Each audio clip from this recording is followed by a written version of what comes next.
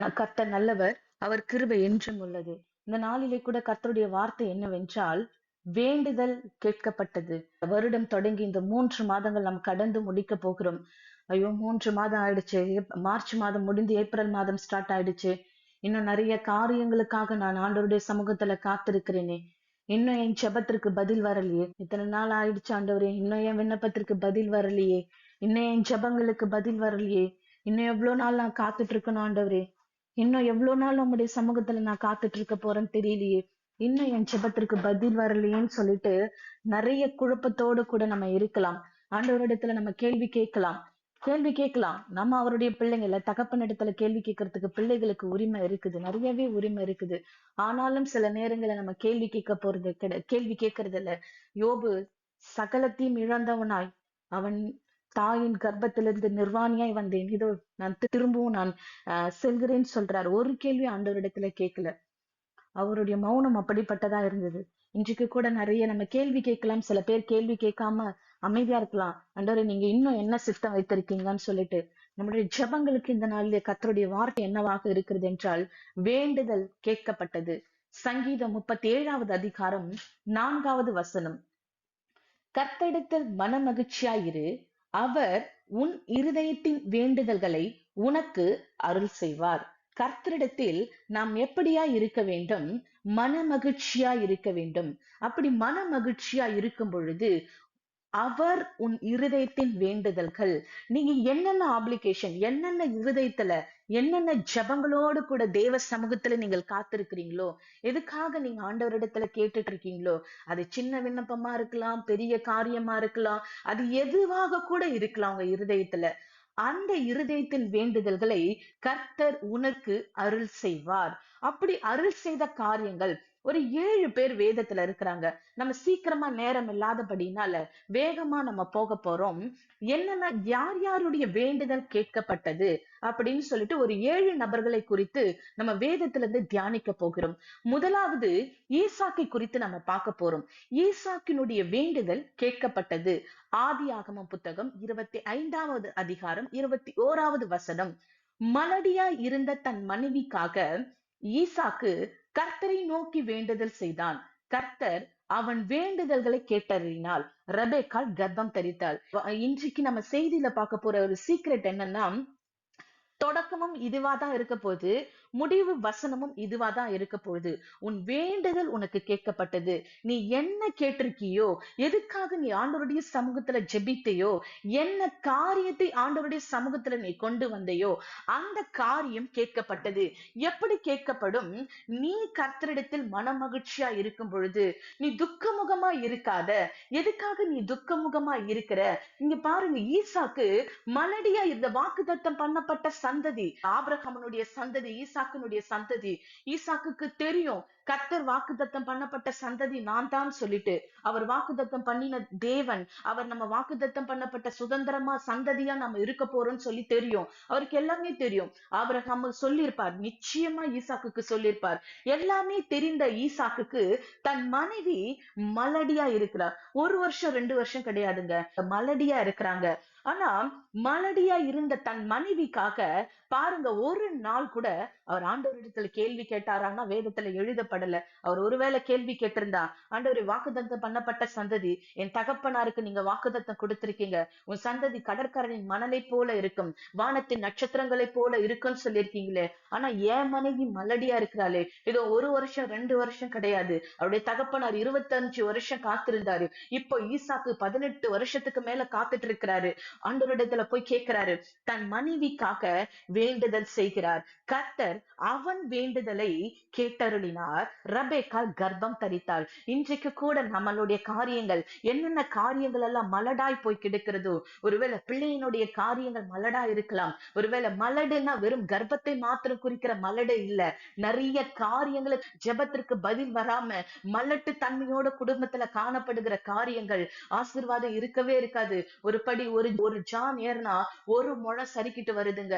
ஏதோ பொத்தல் பையில போடுறது போல என் வருமானங்கள் எல்லாத்தையும் எடுத்து நான் பொத்தல் பையில போட்டு இருக்கேன். ஏதோ ஒரு விதமான பலவீனம் என் குடும்பத்துல, ஒரு ஒரு ஹாஸ்பிட்டலுக்கு போயிட்டு வந்துட்ட உடனே அடுத்த காரியம் ஒரு ஒரு 1, 2 மாதத்துல அடுத்த செலவு, ஒரு செலவு வந்த உடனே ஒரு 2 மாதத்துல இன்னொரு செலவு, இப்படி செலவுக்கு மேல செலவு வந்துட்டே இருக்குது.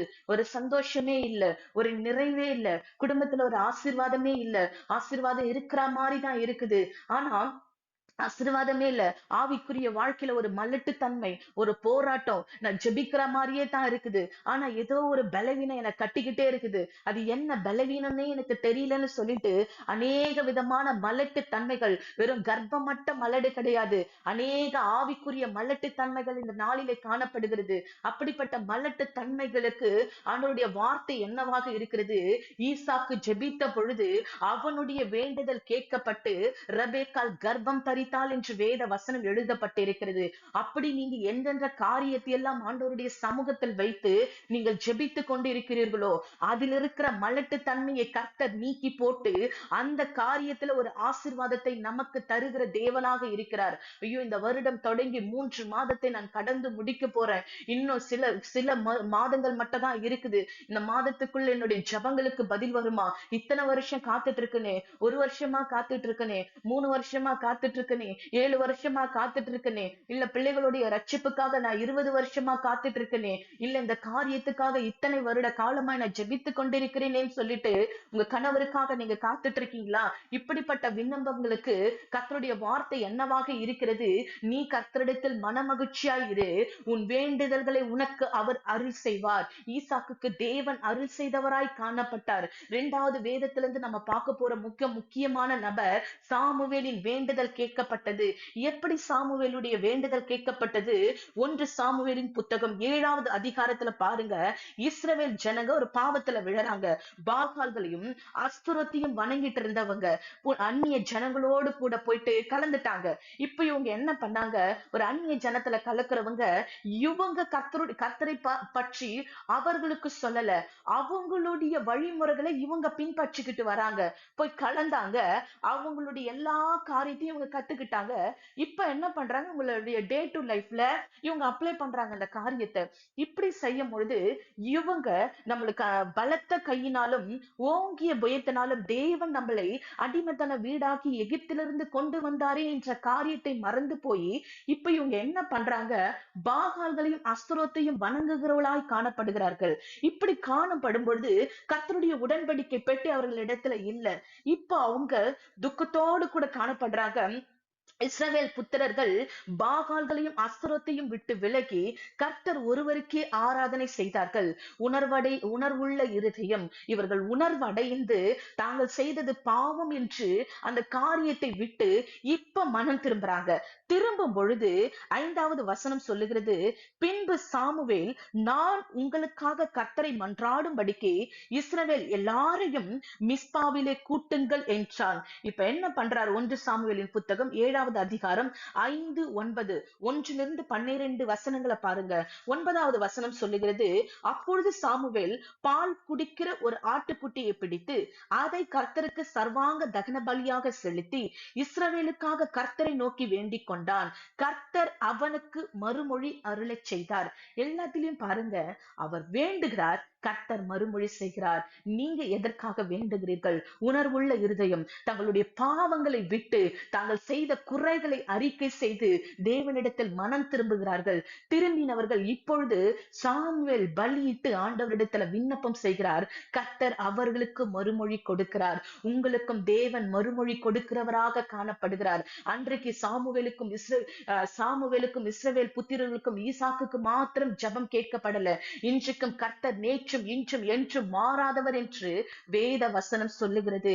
இன்றைக்கு நீங்கள் எந்த காரியத்தை குறித்து தேவனிடத்தில் கண்ணீரோடு கூட ஜெபித்துக் கொண்டு இருக்கிறீர்களோ அந்த காரியத்தில் கர்த்தர் உங்களுக்கு மறுமொழி கொடுக்கிறவராக காணப்படுகிறார். அன்றைக்கு ஈசாக்குக்கு ஜெபத்திற்கு பதில் வந்தது. சாமுவேலுக்கு மறுமொழி கொடுத்தார். இன்றைக்கு உங்களுடைய ஜெபங்களுக்கு நிச்சயமாகவே இந்த ஆண்டுல தாமதம் இன்றி எந்த காரியத்துக்காக கண்ணீரோடு கூட நீங்கள் விதைத்திருக்கிறீர்களோ அந்த விதைகளை நீங்கள் கம்பீரத்தோடு கூட அறுவடை செய்வீர்கள். கர்த்தர் உங்கள் கரங்களை கொண்டு அவர் நிச்சயமாகவே அறுவடை செய்வார், மறுமொழி நிச்சயமாகவே கொடுப்பார். மூன்றாவது காரியம், தாவீதனுடைய வேண்டுதல் கேட்கப்பட்டது. 2 சாமுவேலின் புத்தகம் 24வது அதிகாரம் 25வது வசனம். இது 1-25 வரையும் பாருங்க. நல்ல தெரிஞ்ச வசனம் தான், நம்ம நிறைய முறை படிச்சிருக்கோம். இங்க தாவீது என்ன பண்றாரு, யூதா ஜனங்களையும் இஸ்ரவேல் புத்திரர்களை இலக்கம் பார்க்கும்படி, எருசலேம்ல இலக்கம் பார்க்கும்படி செய்யறாரு. ஒரு பாவத்துல போய் விழறாரு. கர்த்தருக்கு பிரியமில்லாத காரியம். இலக்கம் பார்த்தா என்ன வரும்? ஒரு மேட்டின்மை வரும், ஒரு பெருமை வரும். ஐயோ, இவ்வளவு பேர் நம்ம இடத்துல இருக்கிறாங்களே, இவ்வளவு ஜனங்களுக்கு நான் ராஜாவா இருக்கிறேனே, இவ்வளவு பேர் என்னோடு கூட சுற்றி இருக்கிறாங்களேன்னு சொல்லிட்டு ஒரு பெருமைக்குள்ள விழும். கர்த்தர் எதையெல்லாம் செய்ய வேண்டாம்னு சொல்றாரோ அதெல்லாம் செய்யவே கூடாது. ஆனா அதை மீறி தாவீது செய்கிறார். செய்யும் பொழுது கர்த்தருடைய கோபம் மூழ்கிறது. கர்த்தர் என்ன பண்றாரு, வியாதினால் அவர்களை அடிக்க ஆரம்பிக்கிறாரு, எல்லாவற்றையும் நிர்மூலம் பண்றாரு. இப்போ 16வது வசனம் பாருங்க. தேவதூதன் எருசலேமை அழிக்க தன் கையை அதன் மேல் நீட்டின பொழுது கர்த்தர் அந்த தீங்குக்கு மனஸ்தாபப்பட்டு ஜனங்களை சங்கரிக்கிற தூதனை நோக்கி, போதும், இப்பொழுது உன் கையை நிறுத்து என்றார். அந்த வேளையிலே கர்த்தருடைய தூதன் எபேசியனாகிய அர்னாவின் போரடிக்கிற களத்திற்கு நேராக இருந்தான். இப்பொழுது கர்த்தருடைய தூதுவானவர் இறங்கி வராரு, ஜனங்களை அடிக்கிறாரு. கர்த்தர் இந்த ஜனங்களுக்காக மனஸ்தாபப்படுறாரு. மனஸ்தாபப்பட்டு தாவீது வேண்டுகிறார். தாவீது கர்த்தரிடத்தில் மன்றாடி கேட்கிறார், ஆண்டவரே இது போதும் ஆண்டவரே. தன் ஜனங்களுக்காக துக்கப்பட்ட ஆண்டவருடைய சமூகத்தில் அழுகிறார். அழும்போது கர்த்தர் அந்த வாதியை நிறுத்துகிறார். அந்த ஜனங்களை நோக்கி, அந்த தேவதூதனை நோக்கி மனஸ்தாபப்பட்டு, போதும், உன் கையை நிறுத்து என்றார். ஏதோ ஒரு தீங்கு குடும்பத்துல, ஏதோ ஒரு காரியம் தொடர்ந்து வந்துகிட்டே இருக்கா? ஆண்டவருடைய சமூகத்துல கண்ணீரோடு ஜெபிக்கிறீங்களா? ஆண்டவரே, என் வீட்டுக்கு இந்த தீங்கு வந்துகிட்டே இருக்கு ஆண்டவரே. ஒரு பிரச்சனை தொடங்கினா ஒரு பிரச்சனை, ஒரு பிரச்சனை தொடங்கினா ஒரு பிரச்சனை, முடிஞ்ச உடனே இன்னொரு பிரச்சனை. என்னால முடியல ஆண்டவரே, எழுந்து நிக்கணும்னு நினைக்கிறேன், ஓடணும்னு நினைக்கிறேன், ஆவிக்குரிய ஓட்டத்துல நான் போராடணும்னு நினைக்கிறேன். ஆனா எழுந்து போராட பலன் இல்லாதபடி பிசாசானவன் ஏதாவது ஒரு தீங்க என் குடும்பத்தின் மீது அனுப்பி கொண்டே இருக்கிறானே, ஏதோ ஒரு காரியம் வந்து கொண்டே இருக்கிறதே, என்னால எழுந்து நிற்க கூடாதபடி பலனற்று போய், என் கரங்களில் பலன் இல்லாமல் என் கால்களை பலனற்று போய், என் இடுப்பு எலும்புகள் பலனற்று போய் காணப்படுகிறது ஆண்டவரே. என் எல்லா கை கால்கள் எல்லாம் பலனற்று போய் நான் கிடக்கிறேன்னு சொல்லி நீங்க துக்கப்பட்ட ஆண்டவருடைய சமூகத்தில் அழுது கொண்டிருக்கிறீர்களா? கர்த்தருடைய வார்த்தை வருகிறது. கர்த்தர் மனஸ்தாபப்பட்டார். அவன் இஸ்ரவேல் ஜனங்களின் மீது வந்த தீங்குக்காக தேவன் மனஸ்தாபப்பட்டார். உங்கள் குடும்பத்தின் மீது வருகிற தீங்குக்காக தேவன் மனஸ்தாபப்பட்டு கொண்டிருக்கிறார். நிச்சயமாகவே உங்களுக்கு பதில் வரும். தாவீது வேண்டுதல் செய்த பொழுது தாவீதனுடைய வேண்டுதல் கேட்கப்பட்டது. நீங்க எந்த காரியத்துக்காக வேண்டுதல் செய்து கொண்டிருக்கிறீர்களோ, எந்த தீங்குக்காக துக்கப்பட்டு கொண்டிருக்கிறீர்களோ, அந்த தீங்கிற்காக தேவன் துக்கப்பட்டு கொண்டிருக்கிறார். அதே காரியத்துக்காக தேவன் மனஸ்தாபப்பட்டு கொண்டிருக்கிறார். தாவீதனுடைய வேண்டுதல் கேட்கப்பட்டது போல நிச்சயமாகவே உங்களுடைய வேண்டுதல் கேட்கப்படும். அதனால நீங்க துக்கப்பட வேண்டாம். கர்த்தரிடத்தில் மனமகிழ்ச்சியா இருங்கள். கர்த்தரிடத்தில் மனமகிழ்ச்சியா இருங்கள். தேவன் கேட்பதெல்லாம் ஒரே ஒரு வார்த்தை, மகளே, என்னுடைய சமூகத்தில் மனமகிழ்ச்சியா இரு. அதன் காலத்தில் நேர்த்தியா நான் எல்லாவற்றையும் செய்வேன். பிரசங்கி புத்தகத்துல ஒரு வசனம் இப்படியா எழுதப்பட்டிருக்கிறது, அழ ஒரு காலம் என்றால் நகைக்க ஒரு காலம், நீ உட்கார்ந்திருக்க ஒரு காலம் என்றால் நீ நடனம் பண்ண ஒரு காலத்தை தேவன் வைத்திருக்கிறாய். நீ அழுது கொண்டிருக்கிறாயா? நீ உட்கார்ந்து தேவ சமூகத்தில் கண்ணீர் வடித்துக் கொண்டிருக்கிறாயா? ஆண்டவர் உன் அழுகியை நிறுத்தி உன் களிப்பை உண்டு பண்ணுகிற நாள் சமீபத்தில் இருக்கிறது. அழ ஒரு காலம் என்றால் நகைக்க ஒரு காலம். அழுது கொண்டிருக்கிற உன் கண்ணீர்கள், புலம்பிக் கொண்டிருக்கிற உன் வாயில் நகைப்பை உண்டு பண்ணுவார். நகைக்க ஒரு காலத்தை தேவன் உனக்கு முன்குறித்து வைத்திருக்கிறார். அழுது கொண்டிருக்கிற உனக்கு நடனம் பண்ண ஒரு காலத்தை வைத்திருக்கிறார். களிப்பை உண்டு பண்ண ஒரு காலத்தை வைத்திருக்கிறார். 4வது பாருங்க, சாலமோனின் வேண்டுதல் கேட்கப்பட்டது. 1 ராஜாக்களின் புத்தகம் 3:11-12 சொல்லுகிறது, சாலமோன் சர்வாங்க தகன பலிகளை செலுத்தினான். இப்பொழுது சாமுவேல் என்ன பண்றாரு, நேர்த்தியா இருக்கிற மாடு ஆடு எல்லாவற்றையும் எடுத்துட்டு வந்து இலக்கம் பார்த்து தேவனுடைய சமூகத்தில் அதை சர்வாங்க தகன பலியாய் பலியிடுகிறாரு. இப்ப என்ன பண்றாரு, சாமுவேல் வேண்டுகிறாரு. என்ன கேட்கிறாரு, ஞானமுள்ள இருதயத்துக்காக வேண்டுதல் செய்கிறார். அவன் ஞானமுள்ள இருதயம் வேண்டும் என்று தேவனிடத்தில் வேண்டிக் கொண்டான். கர்த்தர் ஞானமுள்ள இருதயத்தை கொடுத்தார். அவன் கேளாத ஐஸ்வர்யத்தையும் தேவன் கொடுத்தார். சர்வாங்க தகன பலிகளே தேவன் சுகந்த வாசனையா ஏற்றுக்கொண்டார். ஏற்றுக்கொண்டு அவனுடைய பலிகளை சுகந்த வாசனையாய் முகர்ந்து கொண்டு அவன் கேட்டதை விட கேளாததை தேவன் தந்தருளினார். அவனை ஆசீர்வதித்தார். நீங்க எந்த காரியத்துக்காக ஆண்டவரே ஸ்தோத்திர பலியிட்டு துதித்து ஆண்டவரை பாடி ஆராதித்து ஆண்டவரே என் ஜெபங்களுக்கு பதில் வராத ஆண்டவரே, சாலமோனுக்கு பதில் தந்த தேவன், அவனுடைய சர்வாங்க தகன பலிகளை ஏற்றுக்கொண்ட தேவன் என் ஜெபங்களுக்கு பதில் வராதான்னு சொல்லி நீங்க துக்கப்படலாம். அந்த ஜெபத்திற்கு கர்த்தருடைய வார்த்தை அன்றைக்கு சாலமோனுக்கு பதில் தந்த தேவன் அவன் ஞானத்தை கேட்டான், கேளாத ஐஸ்வர்யத்தையும் கொடுத்தார். நீங்கள் எதை கேட்டுக்கொண்டிருக்கிறீர்களோ அதை காட்டிலும் பல மடங்கு ஆசீர்வதிப்பதற்காகவே சில தாமதங்களை தேவன் ஏற்படுத்தியிருக்கிறார். ஐயோ ஆண்டவரே, என் காரியத்துல தாமதமா இருக்கே, இத்தனை வருஷம் கடந்து போயிட்டு இருக்கே, இன்னும் பதில் வரலையே, இன்னும் பதில் வரலையேன்னு சொல்லிட்டு ஒருவேளை நீங்க இருதயத்துல புலம்பிக் கொண்டிருக்கலாம். நீங்கள் எதிர்பார்த்த நன்மையை காட்டிலும் பல மடங்கு அந்நிய ஜனங்கள் கண்டு பிரமிக்கத்தக்க அதிசயங்களை உங்கள் வாழ்க்கையில் செய்வதற்காகத்தான் தேவன் சில காரியங்களை தாமதித்துக் கொண்டிருக்கிறார். தாமதம் என்பது பதில் வரலன்றதுக்கான அர்த்தம் கிடையாது. கிரகிக்க முடியாத அதிசயங்களை உங்க வாழ்க்கையில தேவன் செய்வதற்காகத்தான் சில தாமதங்களை வைத்துக் கொண்டிருக்கிறார். அடுத்தது யாபேஸ் வேண்டுதல் செய்தார். எப்படி வேண்டுதல் செய்கிறார்? 1 நாளாகமம் புத்தகம் 4வது அதிகாரம் 10வது வசனம். தேவரே என்னை ஆசீர்வதித்து என் எல்லையை பெரிதாக்கும் என்று யாபேஸ் வேண்டிக் கொண்டான். அவன் வேண்டிக் கொண்டதை தேவன் கேட்டிருந்தார். இப்படி நிறைய பேர் சொல்லிட்டே போலாம். யோபு கேட்கிறாரு, தன் சிநேகிதருக்காக வேண்டுதல் செய்தார், கர்த்தர் அவன் சிறையிருப்பை மாற்றினார். சகரியா கேட்கிறாரு, கடைசியாக நம்ம பார்க்கிறோம், சகரியா வேண்டுதல் செய்கிறார். சகரியா லூக்கா 1ஆம் அதிகாரம் 13வது வசனம். சகரியா மலடியாய் இருந்த தன் மனைவி எலிசபெத்துக்காக விண்ணப்பிக்கிறார். சகரியாவே பயப்படாதே, உன் வேண்டுதல் கேட்கப்பட்டது. உன் மனைவியாகி எலிசபெத் உனக்கு ஒரு குமாரனை பெறுவாள், அவனுக்கு யோவான் என்று பெயரிடுவாயாக என்று கர்த்தருடைய தூதுவானவர் சொல்லுகிறார். முதல் வசனம் பார்த்தோம், தன் மலடியாய் இருந்த தன் மனைவிக்காக ஈசாக்கு வேண்டுதல் செய்தார். இங்க மலடியாய் இருந்த எலிசபெத்திற்காக சகரியா வேண்டுதல் செய்கிறார். கர்த்தர் பதில் தருகிறார். பதில் தந்தது மட்டுமில்ல, அந்த பிள்ளையினுடைய பெயரையும் அடையாளத்தையும் தேவன் கொடுத்தார். எந்த காரியத்துல நீங்க அடையாளங்களை கேட்டுக்கொண்டிருக்கிறீர்களோ அந்த காரியம், ஒருவேளை நீங்க அடையாளமே கேட்கல, ஆண்டவரே எனக்கு பதில் தந்தா போதும் ஆண்டவரே, எனக்கு பதில் கொடுங்க ஆண்டவரேன்னு கேட்கலாம். அந்த காரியத்தை தேவன் பதிலை மாத்திரமல்ல அடையாளத்தையும் கொடுக்க வல்லவராயிருக்கிறார். யாபேசனுடைய ஜெபம் கேட்கப்பட்டது, ஈசாக்கின் ஜெபம் கேட்கப்பட்டது, சாமுவேலின் ஜெபம் கேட்கப்பட்டது, தாவீதனுடைய ஜெபம் கேட்கப்பட்டது. எல்லாவற்றிற்கும் தேவன் பதில் தருகிறவராய் காணப்பட்டார். இன்றைக்கு நீங்க எந்த காரியத்தை குறித்து விண்ணப்பித்துக் கொண்டிருக்கிறீர்களோ, யோபு ஜெபித்த பொழுது அவனுடைய சிறையிருப்பு மாறினது, அவனுடைய வேண்டுதல் கேட்கப்பட்டது என்று வேதத்தில் எழுதப்பட்டிருக்கு. இந்த வேதம் மாறாதுங்க. அன்றைக்கு யோபினுடைய வேண்டுதல் கேட்கப்பட்டது என்றால் நிச்சயமாகவே உங்களுடைய வேண்டுதலும் கர்த்தருடைய சமூகத்தில் கேட்கப்படும்.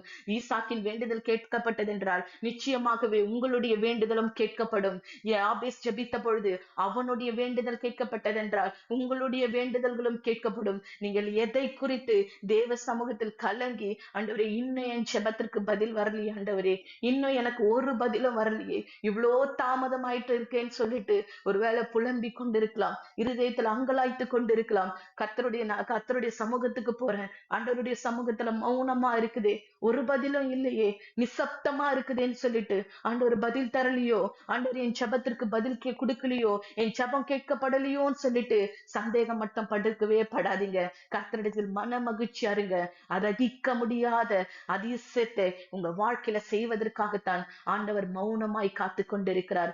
யாரும் எண்ணி முடியாத அளவிற்கு உங்கள் வாழ்க்கையில் அதிசயத்தை செய்வதற்காகவும் உங்களை உயர்த்தி ஆசீர்வதிப்பதற்காகவும் தான் தேவன் சில காரியங்கள் தாமதப்படுத்தி கொண்டிருக்கிறார். சில காரியங்கள்ல மௌனமா இருக்கிறார். அதனால கவலைப்படாதீங்க.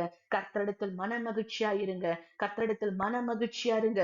நிச்சயமாகவே உங்க வேண்டுதல் கேட்கப்படும். சங்கீதம் 37:4 சொல்லப்பட்டது போல கர்த்தரிடத்தில் மன மகிழ்ச்சியாயிரு, அவர் உன் இருதயத்தின் வேண்டுதல்களை உனக்கு அருள் செய்வார். நீங்கள் எதை கேட்டுக்கொண்டிருக்கிறீர்களோ அந்த காரியத்தில் தேவன் இந்த வருடத்துல தாமதமின்றி அவர் பதில் தருவார். தேவன் தாமே இந்த வார்த்தையின் பிரகாரமாய் நம் ஒவ்வொருவரையும் ஆசீர்வதிப்பாராக.